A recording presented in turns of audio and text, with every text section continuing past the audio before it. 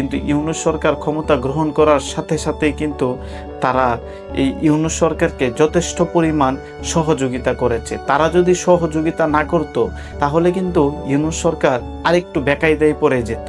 বিশ্ব মিডিয়াও কিন্তু বাংলাদেশকে পর্যবেক্ষণে রেখেছিল, বাংলাদেশ আসলে কি হচ্ছে, প্রধানমন্ত্রী পালিয়ে অন্য দেশে চলে গেছে, নতুন একটা সরকার আসছে, এটা নিয়ে কিন্তু বিশ্ব মিডিয়ার মধ্যেও বাংলাদেশের খবরাখবর ফলাও করে প্রচার করছিল। সেখানেও বাংলাদেশের ক্লিন ইমেজ ধরে রাখা একটা কঠিন ব্যাপার ছিল। ইউনূস সরকার আরেকটা ব্যাপার সামনে নিয়ে আসছে, সেটা হচ্ছে সংস্কার।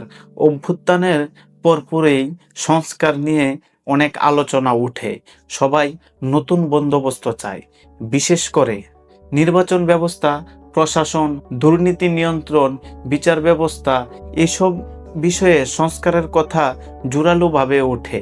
জনগণের সামনে পরিবর্তনের একটা এজেন্ডা নিয়ে হাজির হয় অন্তর্বর্তীকালীন সরকার।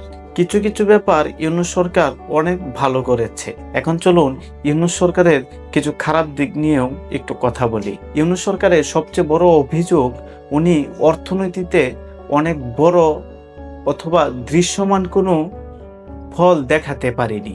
বিশেষ করে অন্তর্বর্তীকালীন সরকারের আমলে বাজারে দাম কমেনি, বাজার নিয়ন্ত্রণ হয়নি, সিন্ডিকেটের কবলে অনেকটাই জিম্মি ছিল, ডলার সংকট কমেনি, সাধারণ মানুষের জীবন সহজ হয়নি। সরকার স্থিতিশীলতা রক্ষা করলেও মানুষ তেমন একটা স্বস্তি পায়নি। যেমন ছোট্ট করে একটু বলে নেই, দেখুন ইউনূস সরকার যাওয়ার কিছুদিন আগেই বাংলাদেশে সিলিন্ডার গ্যাসের দাম লাফিয়ে লাফিয়ে বেড়েছে। 1200 টাকার গ্যাস 2500 3000 টাকাও বাজারে বিক্রি হয়েছে। একবার ভাবুন কতটুক দাম বেড়েছে, যেটা মানুষের নাগালের বাইরে। আমরা হয়তো এখন এটাই বলতে পারি রাষ্ট্রটিকেই বাঁচলো, কিন্তু আমরা তেমন একটা স্বস্তি পেলাম না। ইউনূস সরকারের আরেকটা ব্যর্থতা আমি মনে করি রাজনৈতিক রুটম্যাপ।